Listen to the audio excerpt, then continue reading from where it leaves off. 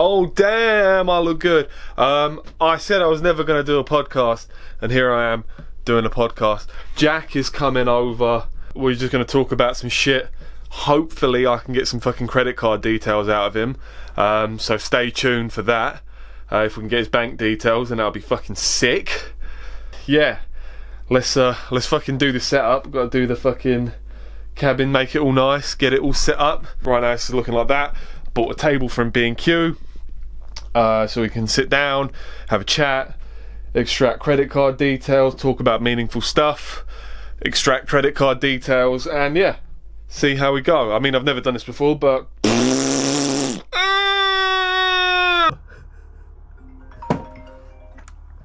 Hello. I can see you. Do you want me to come out? yeah, that's it.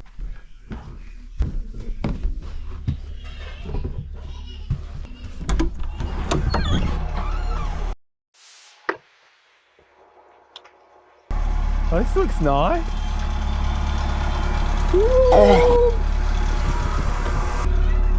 God damn!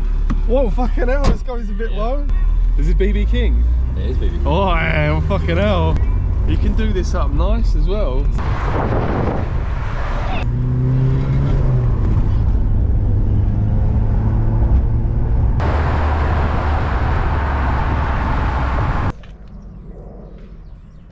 It's like the perfect base for what I want to do. I'll join you. Yeah, come join me. Yeah, no, I will go. Fucking hell, right. Hello. Hello, mate. How's it going? I'm good, thank you. How are you? Fucking hell, yeah, good, man. This is an interesting one. Episode 1. Episode 1. What are you going to call it? Fuck no. Shed series? The what? The Shed series. The Shed series. Cabin talks. Honey, we need to talk. Honey, I've sold the shed and made a bigger one with a shanty hut at the front. Oh, fucking hell. Jack from Cornwall. Cornwall Jack. Cornwall Jack. As I like to call you. At the moment, I'm Cornwall Jack.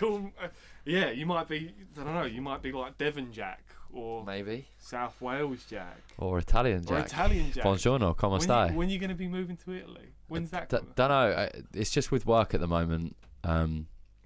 Oh, because you can fuck off anywhere. Really. Yeah, obviously I don't talk about what I actually do. He basically properly. works in Morrison's. Yeah. He's a car park. That was my first job, you know that? Was it? I wasn't the car park, I wasn't collecting trolleys. What was Imagine he it? collecting trolleys. Just like... Were you fudge packing? No, I was Oh shit. I was on the seasonal aisle. Right. And it's so bad. I started in like Easter time, and I used to very professional stuff. I used to like restock, like if it was Easter or Halloween or Christmas, and then at Easter time I used to restock the Easter eggs, and oh no, I accidentally dropped a couple. Yeah. I'd put a couple in the bin, and then I'd hide in the freezer and just scran them. Man, that was the best. I used to do that in Domino's, like on the oven. As stuff was coming out, if I nicked like one bit of every person's pizza, by the end of the night I'd have you just make them like just shuffle them around so it looks like a full pizza. It was fucking wild. I remember you was at Domino's. Yeah, I forget that. That was like 3 years. It felt like a sentence more than a job. The uniform looked like a fucking prison outfit too. Looked good though. Day release. So you're thinking of moving to Italy? It's on the cards. Yeah. This is the hardest part at the moment. Everything's on the cards, and like the way my brain works is, well, it doesn't work like that. Yeah. I need to like make decisions based on circumstances around me. And at the moment, my circumstances are me and Wilson can go anywhere. Yeah. So I've toyed with the idea of Northern Italy for the winter. Go snowboarding as long as I've got good Wi-Fi, I can work. Like west coast of Portugal, just north of Lisbon. Portugal looks nice as well. Yeah, decent-ish weather. Yeah. Good surf. Yeah. When I get better at surfing, hopefully I'll be able to do it. But I just like the communities are normally sound. Or stay in Cornwall. But like with the interest rates at the moment, I won't be buying. Yeah. Anytime. What, rent still? I'm gonna keep renting. My rent and my landlords at the moment are fucking unreal. It's an all-in rate as well, so I don't have to worry about like, if I move, I've got to change like provider for gas and electric and council tax and water. Like, it's just, I pay my landlord one lump sum, and that's it. Do you get moaned at for using too much electricity? No. Oh, really? But I'm like super conservative. I'm just, they're such a lovely family. They look after me, so I'm almost like, I'll put a jumper on instead of putting the heater on, or I'll put the fire on. Yeah. If I've got wood. Yeah. And water. Yeah, it's just me and Wills. Yeah. It's ideal for them. Yeah, cool. But yeah, I don't know where the fuck I'm gonna be. I've got so much to talk to you about. Let's fucking go, baby.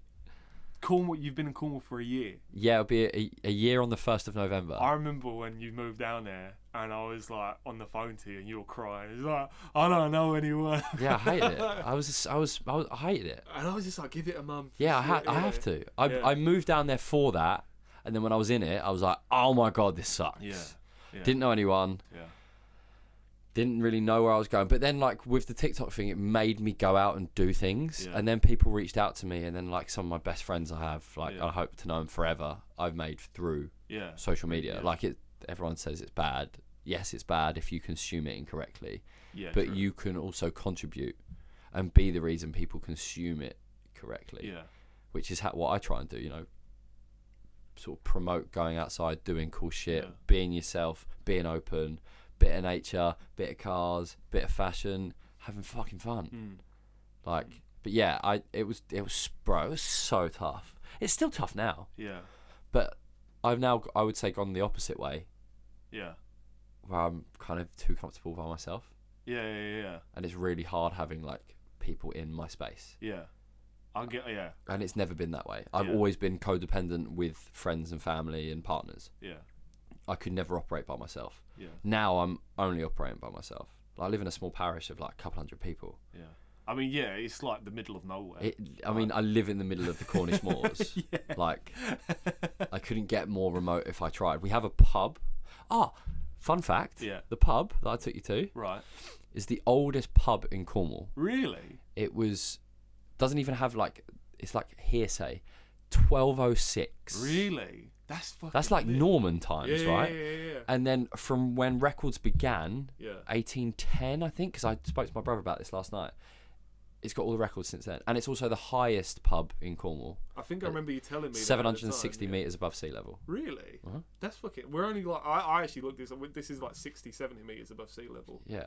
I only looked that up. So what? 13 times higher than that. Yeah. That's where. That's kind of mad. Where I have a pint and. You rest my hat. No wonder I couldn't breathe up there. Is that altitude sickness? No, it's just because you're scared of heights. What, boys are banging out? Yeah. But how did the TikTok stuff start? It's a good question. What do you mean? Because I remember you made that video at the start of the COVID pandemic when it was before the pandemic when it was a meme. Yeah. And you made that. I made a video about COVID. January 2020. And I remember that because it was a meme back then. It was World War III because Trump had this thing with Korea or something like that, and there was a meme about World War III and then some like fucking spicy cough, and then you made that Corona TikTok which popped off. It had like 25k views. Or like 76. Oh really? And that is on. So I have two TikTok accounts. Yeah. I have Beachbuminasuit, which is what I like to call like aesthetic curated content, and then Suit on a Beach Bum, which is the more fun stuff. Stupid. I talk about nearly pooing myself, like how much I am always attracted to bi girls at the moment. It's just how it works. It's just like strong masc energy, but also super feminine. It's beautiful. And joking about the coronavirus before and now COVID-19. Okay, right. So I posted that like January 2020. Yeah. And it got like 76,000 views. I was taking a Corona bottle of beer out of the fridge with a mask and marigolds on. Have you got that video? I'll have to post it up on the thing. But, I can get it up. Because I remember that popping off and I was just like, oh no way, like he's gone viral for it. But like, I didn't really post after that. No. That's like a one-off or something. Yeah, and that was on that account. Yeah. That was on the meme account. Yeah. And then I retired it and I wanted to start totally fresh. Yeah. So Beachbuminasuit kicked off when I came to Cornwall for the second time ever with the boys on the road, with Jack on a road trip with his camper and my camper. We came down. He's got a T2, I've got a T25, and we spent 11 days just bumming around Cornwall in the vans, just hanging out. Wilson was with us. First time I properly got to experience Cornwall. And then started doing like little day in the lives and like romanticizing normality. I was in such a shitty, confused spot in my life where I didn't really know what I was doing. I think I just quit my job. And I was interviewing at a few other places, and one I really, really wanted was obviously the one I have now. The remote one. Yeah, and I had 7 interviews for that. And then I was just fucking documenting everything. I was like using different sounds like that were trending, different trends, and then I just had a few go over 10k views, and then did the road trip to Slovenia, which is a whole other story in itself. Was that the one with Albie? Yeah. And I was doing like a day in the life vlog style highlights of each day, and each day was a different country. So we did obviously England, France, Germany, Austria, Slovenia, Italy, Switzerland, Luxembourg, Liechtenstein, Belgium, home. Was that over 2 weeks? 10 days. 10 days, right, okay. 4,500 kilometres. You were in your, what was it? That Volvo. The Volvo, but what was that period between employment? I was in gardening leave.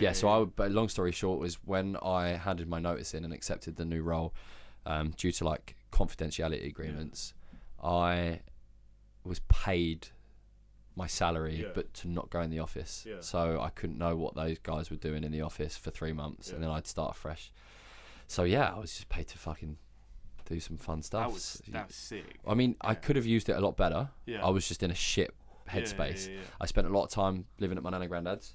And then I did Cornwall, I did Bristol. I went over to Great Missenden to help Jack build his tiny house for a few days, and then we did the road trip with Albie, and then I came back from the road trip on the 28th and then moved to Cornwall on the 1st. Had 3 weeks down in Cornwall to acclimatise. And then started work on the 25th. How was that? How was it like starting a new job just completely online? At my old company, I had moved roles during COVID. So I was doing X, I then went to do Y. And all the training was done remotely.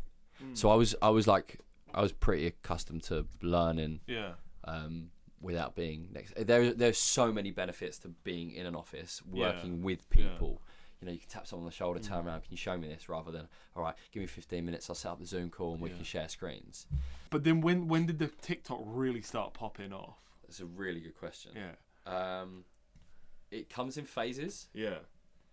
So like, I had one video go to 4.3 million views, and it was me kind of like about my moustache.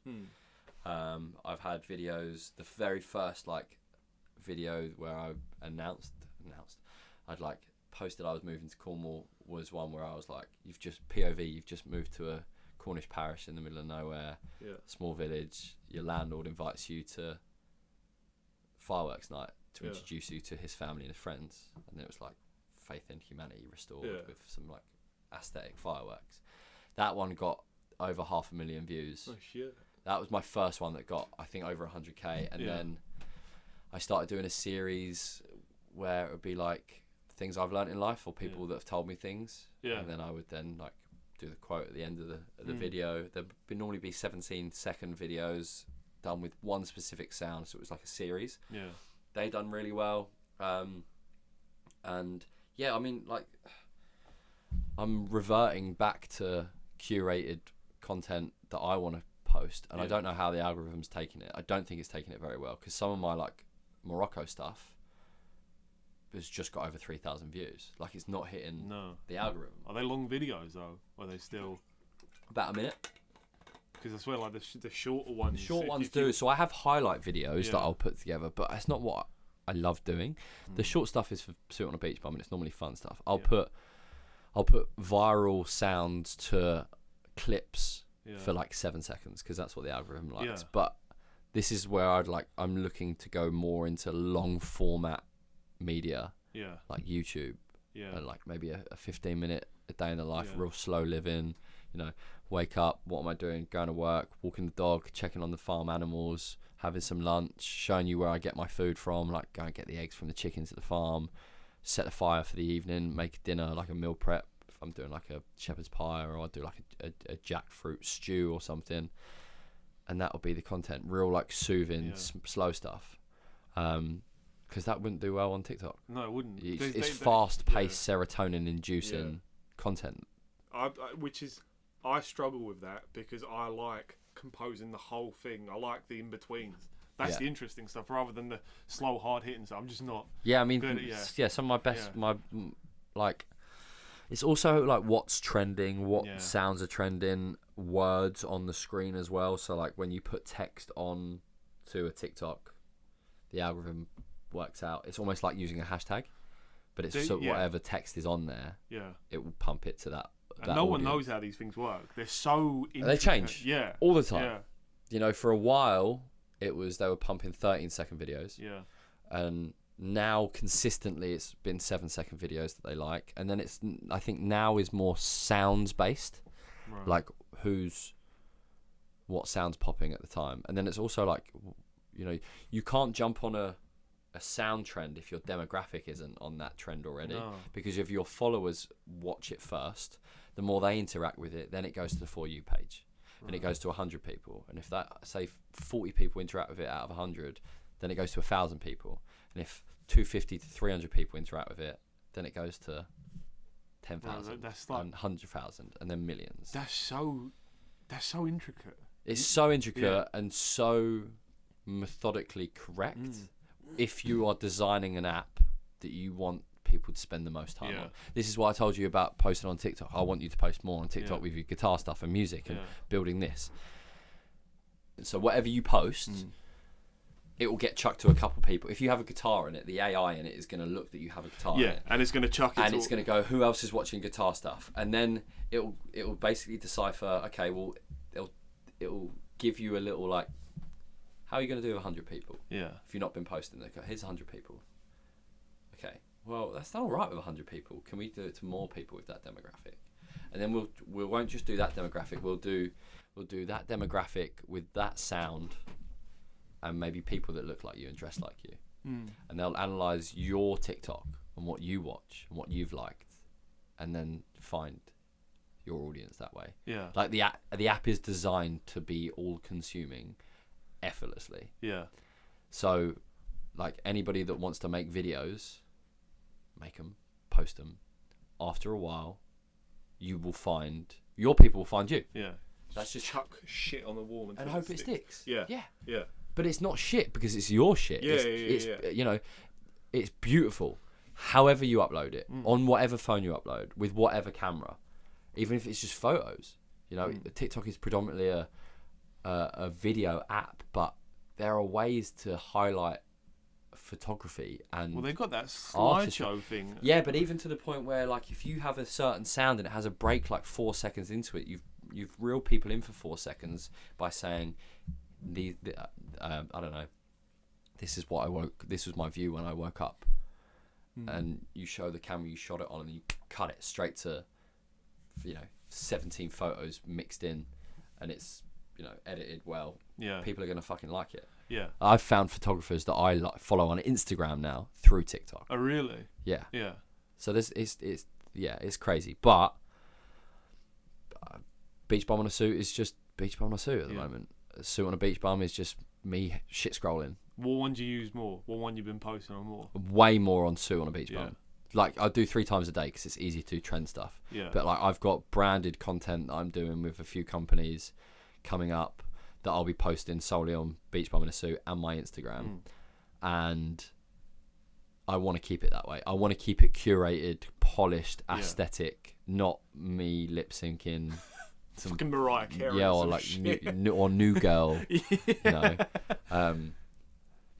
That's and I said this to someone the other day because of Maz. Did you ever meet Maz? Who was Maz? She was the lady that worked with me and Sam. She's really, really big on TikTok. What a fucking amazing woman she is. I remember when I bought the G7 and I showed her in the office and I was like, this is what I want to try and do, travel stuff. And she was like, oh my God, I want to do the same. And we were talking about it for ages and she pulled the plug. She was like, I'm quitting my job, I'm going traveling. And her page is called Where to Find Me. And she's probably got over 500,000 followers on TikTok now. No way. She now runs a business pretty much like advertising luxury hotels all around the world and giving them reviews and the best places to go while you're at the hotel. So it's really like an idolized package holiday, but it's not, because it's all curated by her and her experiences and what she likes. And, you know, she's been fucking killing it. And like, that's what I mean. Everyone has their own niche. Yeah. Like, I know people that do like chef pages and them chef pages slap. Yeah, like one of my favorite. So this is the great part about social media again. Like, one of my favorite chefs at the moment is on his username is Lagom Chef, and Lagom in Swedish means just the right amount. He's called Martin, and I've been watching him for ages because he's all about like food waste, like don't waste food, and what can you get the most out of your weekly shop. And obviously I live by myself, right? So I'm doing a weekly shop for me. If I buy fresh vegetables I don't eat within the next 4 days, they go off. So he like shows you how to like freeze things or like conserve things better, or like you've used this here and this here how you can reuse it. And I can't remember actually how we started talking. I might have commented on one of his videos or something like that, and followed him on Instagram, dropped him a message, and then we've been chatting. Like, he's London based. I'm going to try and meet him in the next 2 weeks while I'm here. Right, and I'd really love to like have a conversation with him on the Pull Up a Chair podcast, because of like I think he's been a big industry chef before, and now he's transitioning into becoming a personality chef, but still like in the trenches of being a chef, you know, like knows his stuff and is curating content that people can consume for the better. Like, actually, you know, here's how I make this with the least waste, best place for the environment and the planet, all the while it's nutritionally fucking healthy and fun. Like, he's not like a snob with it either. He's fun with it, and he fucks up some videos and you can see it and he's like, oh, who gives a shit, like, I'll just do that. And that's the thing. It's not an act either. It's literally him. Like, that's just how he is. Like, he sent me like videos of him talking rather than like FaceTiming or anything, and that's his characteristics. And I believe everyone has a personality for the internet. Yeah, for sure. You just got to find who wants to fucking watch it. It takes a while. Yeah, once you figure out your audience and once I mean, I find out with guitar videos, some of them just like seem just so perfect. I don't like that. Too polished. Mm-hmm. But then for some people that's what they would need. Yeah. I mean, and that's the thing. I mean, you look at pop music, like, it's perfect. I like putting fuck ups in my song. Yeah, I to a point. To an extent. Overproduced stuff I don't like listening to. Like, most of the stuff I listen to at the moment is like folk, country, Americana stuff. And I listen to that on Spotify, and some of it's too polished, but then I find like some acoustic sets and I'm like, oh my God, why isn't this on Spotify? I prefer the raw. I want to be able to hear you sliding on the fucking fibers of a guitar. That's how I like determine if a band's like fucking like really good or not. You listen to their live versions of their song. This is how I really got into Metallica, is because I know he's talking about Metallica again. But like, you hear the songs, it's like, oh fuck, you know. But then you watch them play them live, like in the 90s and stuff, and the fucking energy that they bring with it. Yeah. It's just so good, and I think that's what makes it, the live versions, when you're there, present. But that's like, even some of the live stuff, I'm like, yeah, it's great, but like the stripped back raw acoustic stuff. Like an acoustic version of everything. Yeah, that's like there's that song Plush. Oh, I forgot who it was by. Plush. They've got an acoustic song. The song's called Plush.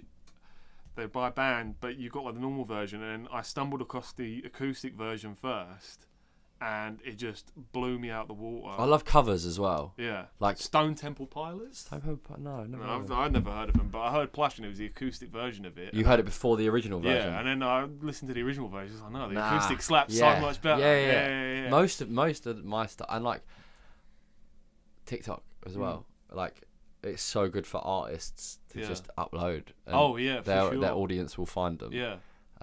There's a few, like Leaf Ross on on TikTok. She writes songs that make me want to rip my heart out. Like just so beautifully written, real simple, couple of chords, maybe a bit finger picky, all acoustic, no overproduced. It's probably recorded in her room. I mean, I heard recently there's a guy called Steve Lacy. I don't know if you heard of him. He records all of his music on his iPhone in GarageBand. Well, this is... I've seen people do it. Where they get like an iRig. I've got an iRig, the little thing that you plug into your phone. And so people just get GarageBand on their phone. Like, it's good enough. He's going to have... I don't know his stats, but like, there's no way he's not over 5 million monthly listeners on Spotify. Like, he's huge. Well, his stuff on Spotify is recorded off his iPhone. All of his music. No fucking way. That's like... He's in a studio, and yet he's sitting there on GarageBand. Yeah. That's sick. That's like Big Les Show. The guy that did it all on Microsoft Paint. Yeah. Like thousands, like each episode has like thousands of just stills. But then if you think about it, like all you're doing is copy and pasting those stills. Yeah, and you just like rearrange slightly. It. And then like as long as you got like a good DI input or like a good microphone signal, it doesn't matter what kind of microphone it is. No, and like this is the sort of similar thing with cars. Like the more you have to play with, the more that can go wrong. Yeah. And in the sense that you like making music, I find myself doing this. Like you want to try and make, like when I record Yeez, they're like the most complex stuff that I can think of. But I find sometimes it's just easier. 3 chords. Yeah. 3 chords and like good chord progression, a nice little bridge, a catchy chorus twice. Yeah. And then there you go. Yeah. Like simple. For you, a guitar solo because you shred. Obviously. Yeah. The longer the better. Yeah. But then sometimes I find like I've come off just making heavy music because like it's just nice. It's just easier sometimes just to make simpler songs. Bro, you like if you strip apart some of like the biggest songs ever, so simple. When me and Flo do covers in here, we just pick random songs on like the top 100 on guitar tabs, and like some of them just slap so hard. Some of them are just so easy. Mate, we did an open mic night supporting a local charity in Newquay a couple of weeks ago.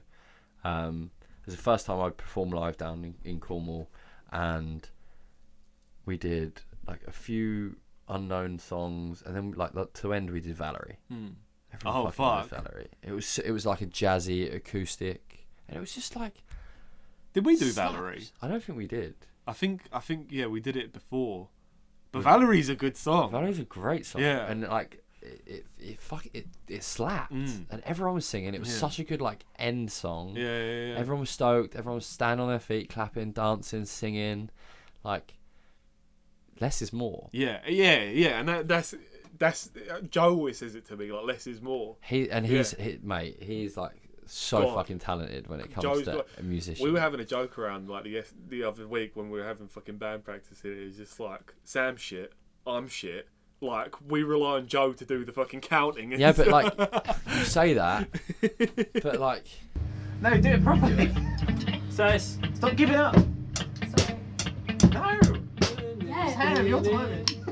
What's happening? How are you letting play drums this long? We need a metro. No, actually, faster, you play slower. I have to listen to someone else play first.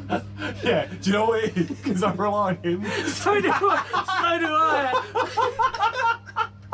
I can't do it unless he's playing something. You can't listen to me because I'm shit. I can't listen to you because you're shit. We both have to listen to Joe, so we're not shit. Because we're both shit. And Joe's the only good one. And he's the only thing that's propping this thing up. We're like, I'm always like this. That's all. It's just like when there's an intro with no bass, I'm like, oh shit. Guys, when I come in, No, it's I've actually got to count. 1, 3. But then you don't need wanna that. be a yes man. Yeah, and you need that. It's what Seneca says again as well. It's just like, who are you hanging around with? Who are the people around you? That's changed for me massively, Yeah. even in the last year. Yeah. You know, who am I spending most time with? Who am I chasing? Who do I want to spend more time with? And then how do I feel when I'm spending that time? Because I can't just be productive all the time. I've got to let my hair down, fucking chill out and have fun like a child. Yeah. Because of like, especially for guys, I can't speak for women, but that's the most happy a guy can be is when he's acting like a kid, Dicking around. just dicking around with his pals. Yeah. Like, It's the best. back to your inner child. Yeah. You need that, man. Like at work with Sam, just like dick around with him all the time. It Like, makes the day go by yeah. quicker. Like, it's a stressful job. And like, it's like, fuck no, like, if I can't dick around, then nah, fuck that. It's yeah. But then there's also like when to dick around. Yeah, yeah, you've got, But you and Sam have that perfect yeah, personal relationship and work relationship. we know when to Yeah. batten down the hatches and stuff. Yeah, and also you don't take it fucking personally when he's like, "Come on, we got to do this," or you're like, No. "Nah, Sam, mate, fuck off, we got to do some stuff." Never like that. We know each other. We know what we. Yeah, how long have you known my little brother for? When did you first become friends? Well, 2007 is when I started school, so I would have Yeah. met Sam in so 15 years. 15 years, Jesus. Fuck me, I feel so old. 15 years. You've I known was, Sam longer than you haven't known him. yeah. Yes, that is weird.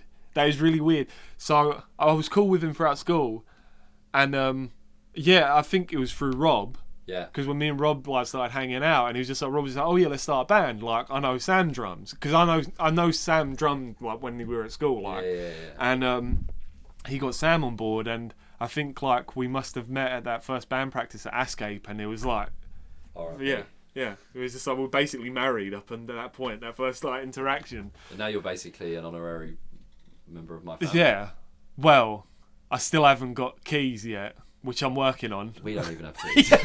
It don't even Steph, have we a- don't have a house. For context, my dad is building my mum a house currently, and it's taken like nearly 3 years. But yeah, they live in the garage. The garage is fucking cottage. Fuck, we're both going through ADHD diagnosis. We are. When's your one? I've been procrastinating. I've been. Have you not got it booked? Yeah, but I need to do the paperwork. Yeah, that's like 10 pages. Bro, That's how you know, way like, longer. We don't even. My brother. So basically, as long story short, when I've been in therapy since I was like 15 on and off, and with my new therapist, she's advised me to go and have a full not personality, but trying to work out what the fuck one. I am currently being tested to see if I'm on the autism spectrum and if I've got attention deficit disorder. Yeah. Everyone's on every spectrum ever, but it's just if it's manageable. Whereas like my brother, so I had to give my brother a part of the questionnaire. It was like, we need someone that knows you well Yeah. to do like part of the questionnaire. Sam's done it already for me, like on behalf of me. Yeah. I've got all the paperwork at home and I look at it and go, It's so long. nope. My one's like, there's like 10 different tests, like so many questions, so many pages and stuff. I mean, I just about filled out all the solicitor's paperwork, and that was a slog. I did it over 3 hours. Yeah. And it's like maybe seven documents with like 4 pages each. That's so long. That's my idea of hell. Maybe It's and literal hell. if I don't fill it out, they'll just be like, yeah, he's definitely got ADHD.